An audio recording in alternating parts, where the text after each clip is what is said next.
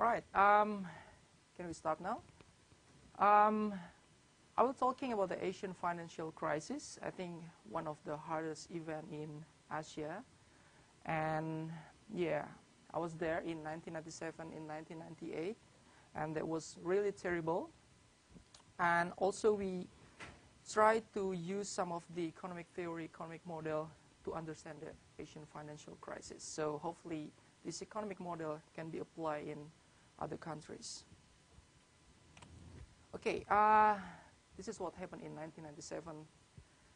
In Indonesia, there was really terrible due to the financial crisis. If you look at to the data, the exchange rates for some of the East Asian nations, they depreciates a lot. For example, Thailand, it depreciates until 40%. Indonesia, more than 80%. And also, there was a decrease in gross national products, more than 30%. So you can imagine how big the impact of the financial crisis. And we'll try to start with the questions. Why the financial crisis, the exchange rate crisis, and the banking crisis occur in 1997? And how the exchange rate crisis, the depreciation of some of the East Asian nations, they transformed to be a banking crisis. How could it happen? And how it can spread out across the East Asian nations, because the financial crisis start from the Thailand, and how it can spread out across the East Asian nations. And the last thing, how the financial crisis lead to a contraction in economic activity. We'll try to answer those questions in this lecture. But before I start to explain why the financial crisis occurs in 1997 in Asia, I'll try to do a quick review about several things. For those who already take the economics of many banking and financial markets, I think you're very familiar to understand the foreign exchange market, the transmission of the monetary policy, the role of the central banks, and exchange rate arrangement. But I'll try to do a quick review about the foreign exchange market. Why we try to understand the foreign exchange market? Because we'll try to understand what are the factors causing the movement of the exchange rate. And the second thing, we'll try to understand the determinants of the money supply, because we want to look at the transmission of the monetary policy, how the central bank can influence the indicators in the economic variables. What are the tools of the monetary policy? What is the exchange rate arrangement in Asia, so we can understand the situation there. And the last thing, talking a little bit about the model, crisis of confidence, causes and the consequences. By understanding 5 things here, I think we can understand the financial crisis easily. Okay, the first thing, something that I want to review is the foreign exchange markets. Try to understand why some of the East Asian currency, they depreciate a lot. Okay, there are many factors affecting exchange rate movement or fluctuations. And in the long run, domestic price level, trade barriers, import demand, export demand, and productivity will influence the movement of the exchange rate. For example, the domestic price level, the inflations. What is the impact of the increase of the inflation to the exchange rate? If the inflation is increased, the exchange rate will depreciate. The second thing is the trade barriers. If the government imposing the tax or try to make a barrier to the import, the exchange rate will appreciate. So the positive relationship between the trade barriers to the exchange rates. The third thing is the import demand. If the import demand increase, means that the demand for the foreign currency also increase, so it will depreciate the local currency. And the fourth thing is the export demand. It refers to the import demand. And the last thing, the productivity. If the economy increase the productivity, the exchange rate will appreciate. So these are the factors causing the movement or the fluctuation of the exchange rate in the long run. And what are the factors affecting the exchange rate in the short run? The first thing is the domestic interest rate, the real domestic interest rate. If the domestic interest rate is increased, means the real returns to invest in domestic financial assets will increase. So the capital inflow will increase to the nations. So the demand for the local currency will increase. So that's why the increase of the domestic interest rate will appreciate the exchange rate. The second thing is the foreign interest rate. If the foreign interest rate is increased, means that the domestic financial assets not really profitable, so they prefer to out their capital to other nations. So the increase of the foreign interest rate will depreciate the local currency. And the last thing, there will be also the impact from the money supply, reserve, and the best money to the exchange rate. We'll try to explain those things because it's related to the box to the second explanations. Okay, here's about the foreign exchange market. So we can predict why some of the East Asian currency depreciate a lot. So it could be from these variables, or in the short run, it could be those variables. We'll come back later when we analyze the currency depreciation. The second thing that I would like to review is we'll try to understand the determinants of the money supply, because we would like to understand the transmission of the monetary policy, how the monetary policy can influence the money supply in the economy. Okay, the first question is B equals to C plus R. Base money equals to the currency plus reserve. Let's try to write down here. Base money equals to the currency plus reserve. And there's two types of the reserve here: excess reserves and required reserve. Here's the first equation. And we have money supply equals to currency plus demand deposits. And here's our second question. So base money equals to the currency plus reserve, and the money supply equals to currency plus demand deposits. Okay, if we have small c is currency divided by the demand deposit.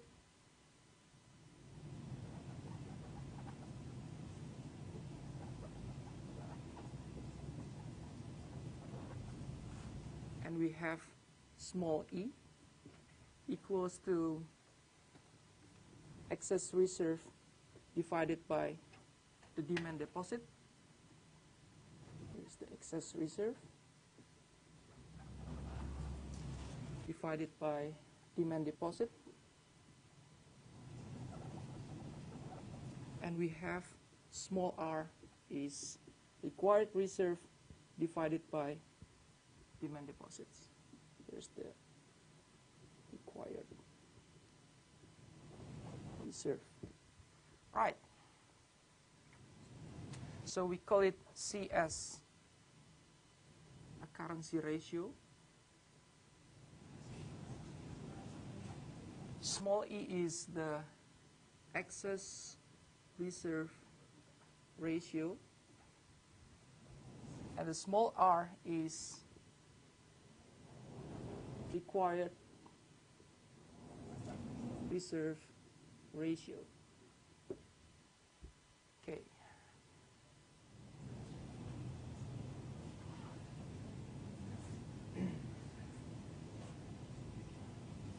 So we will have base money equals to small c multiplied by demand deposit. Just want to see. Plus excess reserve multiplied by demand deposit plus required reserve ratio multiplied by demand deposits. So B equals to small c plus small e plus small r multiplied by demand deposit. So the demand deposit equals to 1 divided by small c plus e plus r. Sorry, it's b. And we will have money supplies equals to 1 plus small c divided by c plus e plus r multiplied by base money. We call it here money multiplier.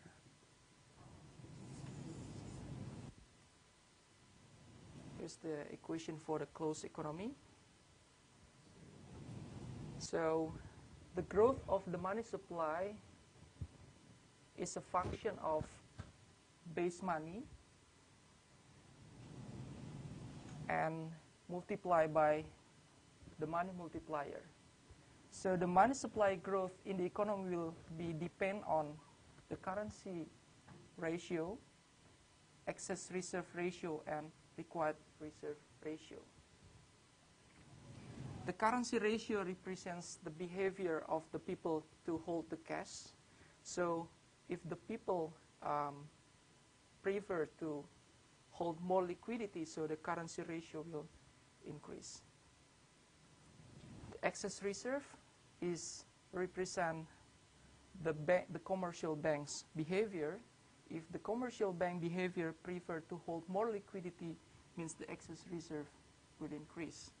And the required reserve is the reserve that is charged by the central bank. So this is the regulations from the central banks, how many reserve that the bank has to be hold. So the money supply will depend on people preferences to hold the cash, also depend on the excess reserve ratio, the behavior of the commercial bank in holding the liquidity, and also the required reserve, the regulation of the central bank in regards to the capital requirements. Okay, try to use this one.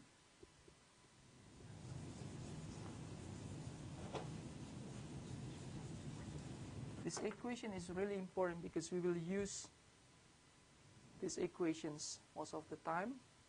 And here's the equation in the closed economy. In the open economy, base money equals to, but there's a differences here. Currency means that the net domestic assets plus net foreign assets plus exchange rates multiplied by international reserve. The international reserve is equal to current account balance plus the capital inflow.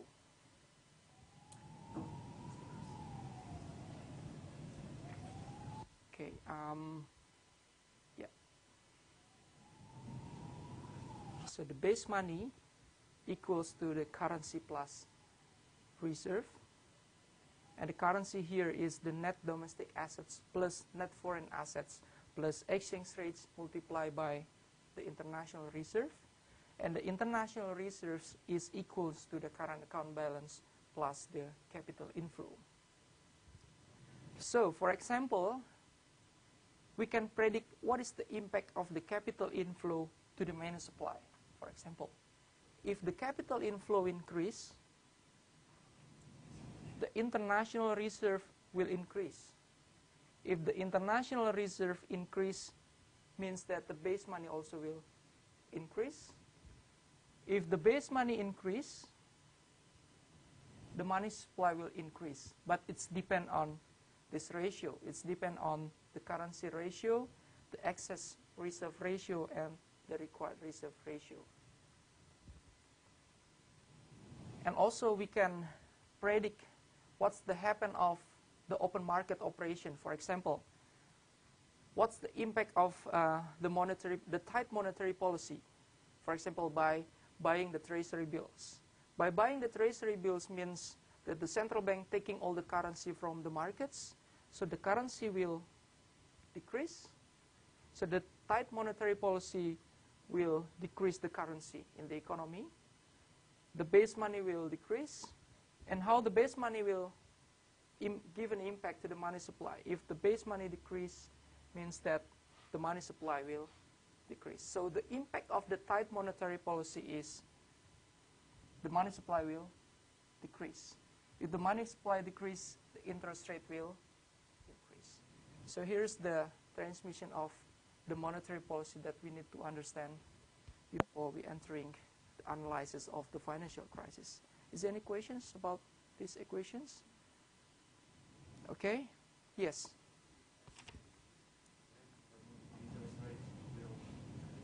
If the money supply increase, the interest rate will decrease.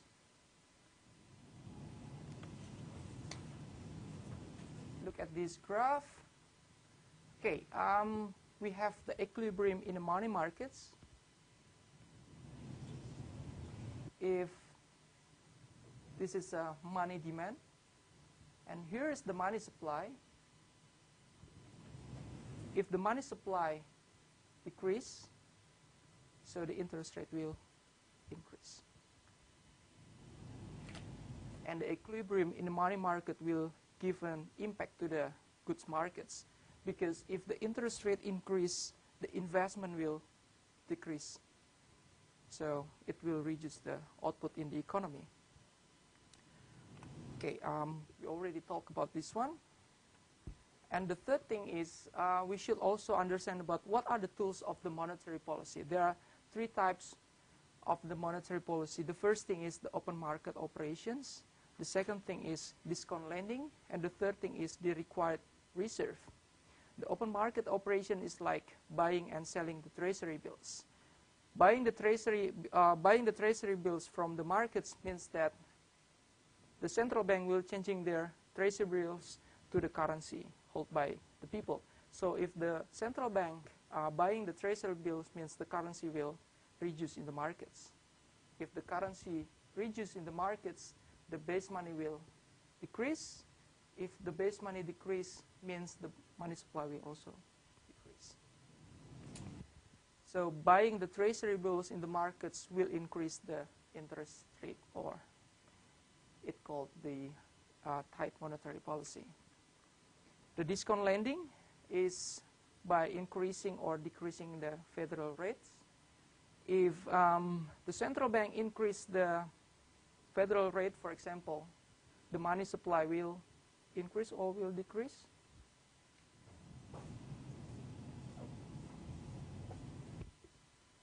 If the government increase the interest rate, means that people will prefer to invest their money into the financial assets. So the currency in the market will go down. If the currency in the market is go down, means the base money will go down and the money supply will go down. Different impact to this one. The last thing is the required reserve. If the required reserve imposed by the central bank to the commercial bank is increased, the money supply will decrease. Because the central bank try to restrict the money circulation from the credit expansions, because they're asking more reserve to be held in their banks. Okay. That is about the tools of the monetary policy. So there are three types of the monetary policy, and we can understand the policy from these equations. Okay, the fourth thing that we need to understand is the term US dollar standard and the yen carry trade. What is the US? Why we should understand about these terms? Because some of the East Asian nations, they try to pegging their exchange rate to the US dollars. So we call this phenomenon as the US dollar standard. Why they are pegging their exchange rate into the US dollar? Because they fear of floating. they don't want to appreciate their currency, and also they don't want to depreciate their currency. Why? If they appreciate their currency, mean their trade competitiveness will decrease. If they depreciate their currency, because they borrow more loans from the foreign country, so that's why their foreign debt will increase. So they are in the situations that they fear of floating. So that's why the central bank of some of the East Asian nations try to intervene into the exchange market to make their exchange rates stable over the time. So that is the term of the US dollar standards, means that officially they don't mention that they're pegging the exchange rate to the US dollar, but de facto they're pegging the US dollar, the currency to the US dollar. The first, because the US dollars can be used in international payment system.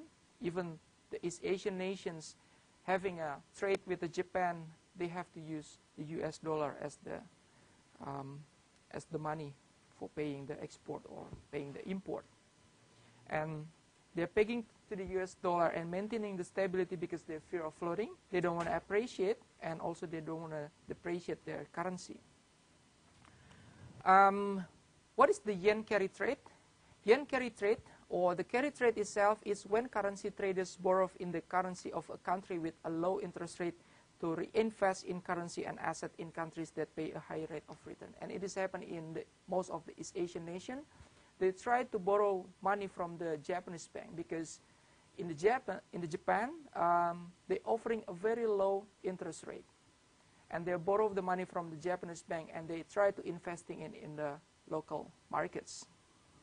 But they don't aware about the exchange rate risk, because there is an implicit guarantee from the central bank to maintain the exchange rate stable over the time. So that's why they're not really aware about the risk exposure from the exchange rate fluctuations, because based on the exchange rate history, there's no high fluctuation in the exchange rates. But actually, this triggers the financial crisis. This triggers the exchange rates crisis in East Asia, because they're borrowing from the foreign country. Last thing, crisis of confidence. The model tells us about the equation about the nominal interest rate. What are the factors causing the nominal interest rates? The first thing is the international interest rate, the expected exchange rate, and the country risk premiums. Means that if the country facing a high country risk premium because of the credit risk, for example, so the nominal interest rate will also increase. If the exchange rates are expected to be depreciated, so the nominal interest rate will also increase. Okay, is there any questions about something that we review? Okay, we start with the Thailand. Why Thailand is very important in this analysis? Because the financial crisis that is happening in Asia, starting from the Thailand, starting from the depreciation of the Thailand. The question is how it even could happen and why it can happen. But I'll try to review the story of the Thailand's boom, its crash, and the spread of the crash across Asia. Okay, we're talking about the Thailand economy at the first. Before 1980, they are traditionally mainly an agricultural exporter, and the shift to the industrial sector, I think you understand why they shift from the agricultural to the industrial sector. That's on our mid-exam questions. And they're also attracting some of the foreign direct investment coming to the Thailand. And the result is the economy in Thailand take off, growing around 8%. So we can understand if the output increase, the income increase, the people welfare also increase. So there were a big migration from the countryside, from the village to the new urban. And also the good results experienced by the first wave of foreign investors encourage others to follow. So there will be more and more foreign direct investment coming to the Thailand, not just to the Thailand, but all across East Asian nations. So they are very confident with the economy, the GDP increase. They can maintain the exchange rates stable over the time. And also they can reduce the poverty. But there's a problem here. When the economy going so confident, they're asking more and more loans, they're asking more and more credits from different country. In this case, they're asking more money from the Japan, because Japan, they're offering a very low interest rate. So actually, they are facing an exchange rate crisis and a credit risk. Why the exchange rate risk? Because there's a possibility that the exchange rate of the Thailand will depreciate one time. If there is a depreciation of the Thailand, means that the exchange means that they have to pay more for the debt, and also the credit risk. If they are too confident with the economy and they have too many loans, there's a problems in repaying their installments. If the export growth is low, so that's why they'll be facing a problems in a credit risk. And the second thing, why they are doing the yen carry trade? Because there's an implicit guarantee that the central bank of the Thailand always intervening in the foreign exchange markets, making the local currency stable over the time by selling baht and buying a foreign currency. So the central bank of the Thailand tried to increase the foreign exchange reserve, and also at the end it increased the money supply in the economy. But the problem starts when the money supply increase,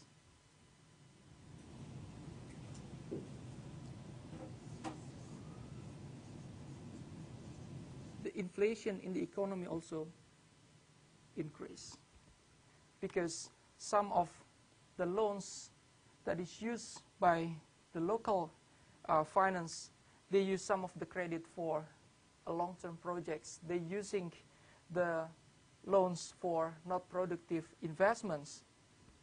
So they are facing a credit risk. If the inflation increase, the central bank also increase the interest rate.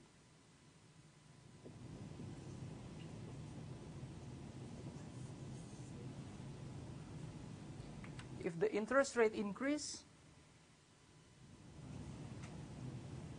there will be a disequilibrium in the goods markets. The increase of the interest rate will decrease the investment, and the output of the Thailand economy will go down. So that's why some of the Thailand people, they cannot repay their foreign debt. So we call it an over borrowing syndrome. Means there are massive expansion of the credit, which fuel a wave of new investment, and most of the investment are not productive and in the long term. And also they're investing in real estates and some of the stocks markets. So what's happened is the bubbles economy, the money supply increase, the inflation increase, it triggers the central bank to increase the interest rate, to slow down the inflations. And the increase of the interest rate will decrease the investment in the Thailand. So that's why the GDP and the output of the Thailand economy also go down. So some of the Thailand economy, they cannot repay for the debt. So they are facing a problems of the credit risk here.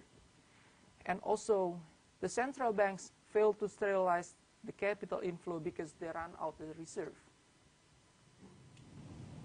The central bank cannot control the money supply because the base money here, the reserve that the central bank is very limited to intervene in the foreign exchange markets. So they cannot sterilize the impact of high growth of the money supply. So here's the summary. There's an expansion of money and credit was self-limiting, means limit its own growth by its actions because of the credit risk. And we also understand that the Thailand economy also facing a high import. We see to these equations, if they're facing deficit in the current account balance, means the import increase more than the export, the current account balance will be deficits. So the reserve will be decreased. So here's the impact of the slow of the export and the increase of the import. And there is a huge trade deficits in Thailand economy. And here's the summary. They are facing two big risks. The first is the credit risk. They're losing the competitiveness because yen depreciates vis-a-vis to a bad Thailand. The second thing, they're facing a trade deficits because they have a huge increase in the import and a slow growth of the export. And the last thing, they're facing a credit risk because they're investing some of the loans in long-term assets that is not really productive, like a real estate, stock markets. And also they are facing an exchange rate risk because they are asking a short-term foreign borrowing, and the central bank also run out the reserve. They cannot intervene into the markets, so making the baht Thailand has to be depreciated. So here is the cycle, starting from the credit risk. The economy go down, some of the people in the Thailand, they cannot repay for the loans. And it influenced to the exchange rate risk. When the economy go down and the current account balance also deficits, means the central bank also run out the reserve, the international reserves, so that's why they cannot intervene into the foreign exchange markets to make a baht Thailand stable into the US dollar. So that's why they have to let the baht Thailand floating. So they face a problem of the exchange rate risk. And the exchange rate risk also give an impact to the banking crisis. And at the end, it will give an impact to the financial crisis and the economic crisis. Okay, theoretically, actually, if they let the baht Thailand to decrease about 15%, actually it will then help the export and stable. For example, if the exchange rate depreciate, means that the trade competitiveness will increase. So the export has to be greater than the import. So this current account balance should improve the economy in the Thailand. But this situation cannot happen in the Thailand because in Thailand there are so many local import content, making the export cannot grow in these situations. And also the last thing, because of the panic in the stock market and the financial market and some of the irrational reactions triggering the bank run or the rush in the banking system. So here's the vicious cycle of the financial crisis, starting from the financial problems for the companies, bank and household, triggering the loss of confidence in the economy, making the currency has to be float, and triggers the central bank also to increase the interest rates because they're hoping when the central bank increasing the interest rate, the currency will appreciate. But what's happened to the economy when the central bank increased the interest rate, the investment decrease and the output in the economy will decrease. So that's why there was a recession in the Thailand economy, and also it gave an impact to the financial problems for company, banks, and household again. So it's moving to this case. And yeah, here's the story when Thailand start the financial crisis, it spread out to other nations. Why does it happen? It is because some of the international investors look other East Asian nations similar to the Thailand. So what they are doing, they'll try to save their money in the financial markets in some of the East Asian nations. So they'll try to generalize all the situations similar with the Thailand. So that's why they take out all the money from the economy. So there's a huge capital outflow goes out from the East Asian economy. So we can predict when the capital outflow happen, the international reserve will also go down. So that's why the central bank cannot intervene in the financial markets because they cannot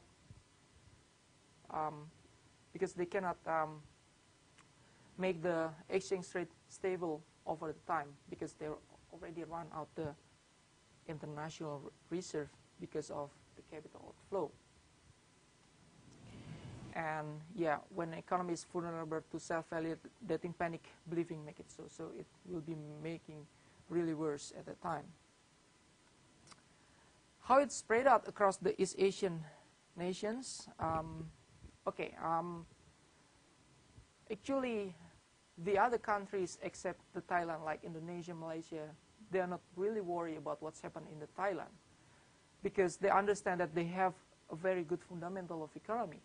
They have a stable macroeconomic environment, they have a high saving and investment rate, they have a high quality human capital, etc., etc. So they are not really worried about the Thailand at the first time. But they are forget that they also have a similar problems like Thailand. For example, they have the underlying vulnerability means that most of the East Asian nations, they're relying too much to the foreign short-term portfolio. So they're actually facing the risk, the exchange rate risk exposure and the credit risk exposure. The second thing also, the vulnerability in the financial sector because of most of the East Asian nations, money channeling comes from the banking system. So the banking systems dominate the economy in the most of the East Asian nations. The third thing is the inadequacy of the financial regulations. We can find easily in most of the East Asian nations that before the crisis that is really easy to open the bank. The second thing is the central bank also not really aware about the risk management. The third thing is there are many connected lending. For example, if you have an industries, you also can open the bank. So you can get the money from the markets and distribute to your corporate. So this such kind of the connected lending. So it makes a vulnerable in the financial system in most of the East Asian nations. And the corporate governance, many large corporations in Asia, emerging markets, have been controlled by family owners. So the corruptions, collusions, and nepotism also happens in this case. And the last thing is the exchange rate regime. Officially, they don't mention that they're pegging to the US dollar, but de facto, they are pegging the currency to the US dollar. Okay, here are the summary of the causes of the currency crisis in East Asia. The first thing is the overvaluations. We'll try to explain later. The second thing is the weak bank and non-bank supervisions. The third thing is the large volume of the short-term capital inflow, mismanagement of the foreign reserve, currency-denominated borrowings among banks, weak corporate governance, and the contagions. The first thing is the causes of the currency crisis is because overvaluation of the currencies, because the central bank of the most of the East Asian nations, they'll try to intervene into the markets. So that's why that make the currency actually overvalue than the Japanese yen. So that's why it give an impact to the trade competitiveness of the most East Asian nations. Overvaluation of the country will trigger a huge deficits.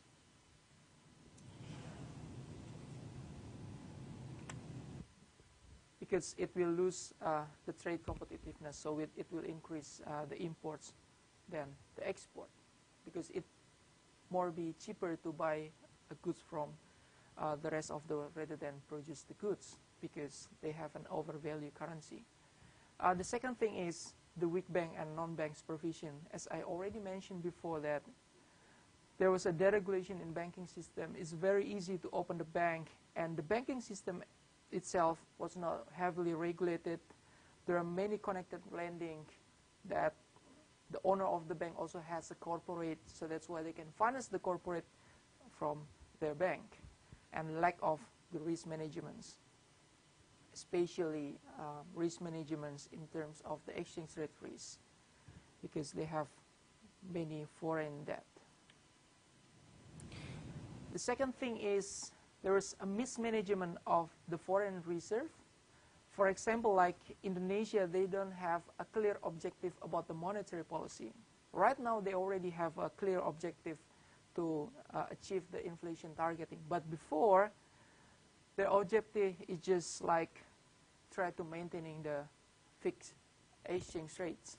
But there's no clear objective in the monetary policy.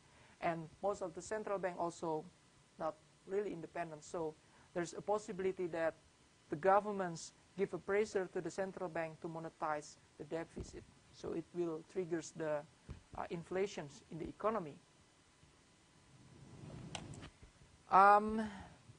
Excessive foreign currency denominated borrowings among banks. So we understand here that these problems will trigger the exchange rate risk exposure. So if, for example, the Thailand currency depreciates, means that they have to pay more for their foreign debt. Weak corporate governance, as I mentioned before, it's regarding to the corruptions, collusion, and nepotism in some of the economic sector in most of the East Asian nations.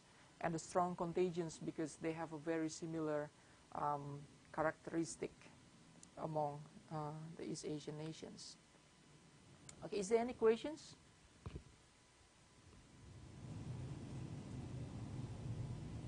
Yeah. Situation in India right now, where they're facing huge foreign debt, very grim economic outlook. They're trying, the economy is not doing well. They're trying to, they have huge inflation, so they're trying to. At the same time, people are pulling their money out of the country. The U.S. will stop buying government bonds, so they're looking to invest in the U.S. What is the outlook for? Yeah, I think based on this model, we can predict every single problems in the economy. For example, if the India facing the current account deficit, for example, because they're expecting that the export market to the U.S. market will slow down, so it makes that the current account balance will go down in the India, for example. So they will not have the international reserve anymore. So that's why they cannot intervene in the financial markets. We can understand that the slowdown of the international reserve will also give an impact to the base money, will give an impact to the money supply in the economy. So this might be the impact of the current account balance in the money markets. Is that what you mean? Okay. Is there any questions? Other questions, maybe? Okay. The last thing, we'll try to analyze some of the policies in East Asian nations. Why some of the policy doesn't work in Asian financial, to solve the problems in financial crisis in Asia.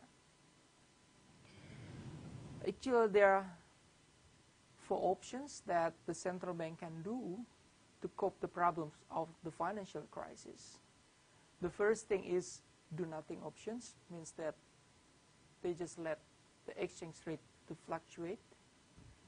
The second thing is the government can devalue the currency, so the impact will be similar to the do nothing options.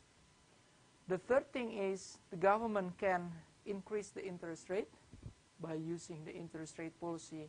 And the fourth thing is the government can control the capital. So there are not much give an impact to the capital outflow because government try to control the capital. Okay, the do nothing options. How we can predict the depreciation of the Thailand baht, for example, to the economy?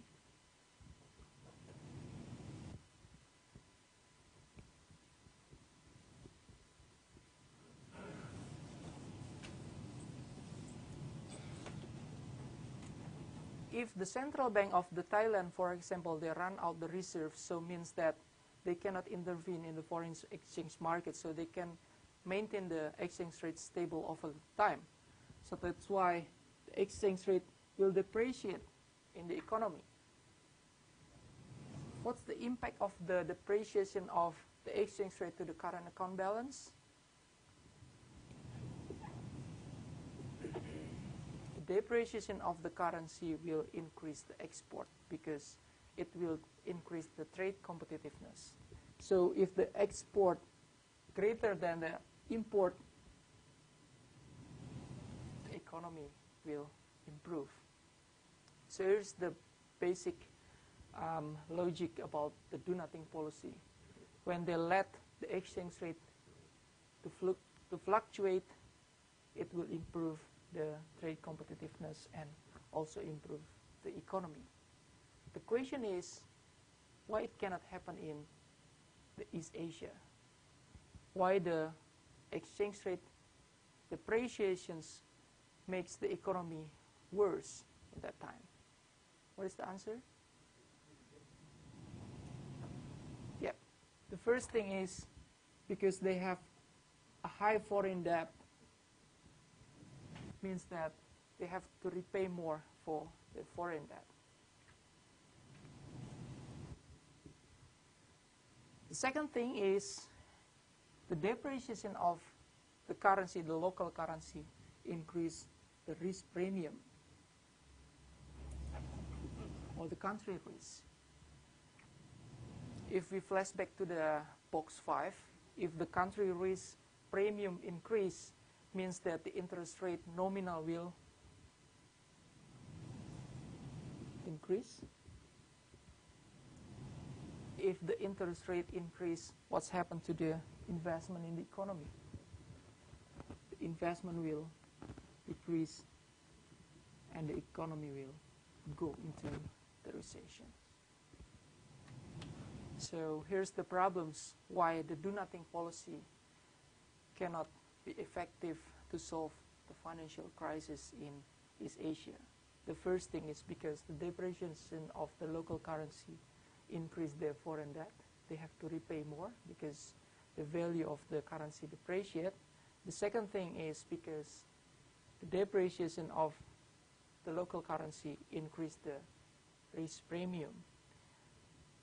It will give an impact to the interest rate, the nominal interest rate.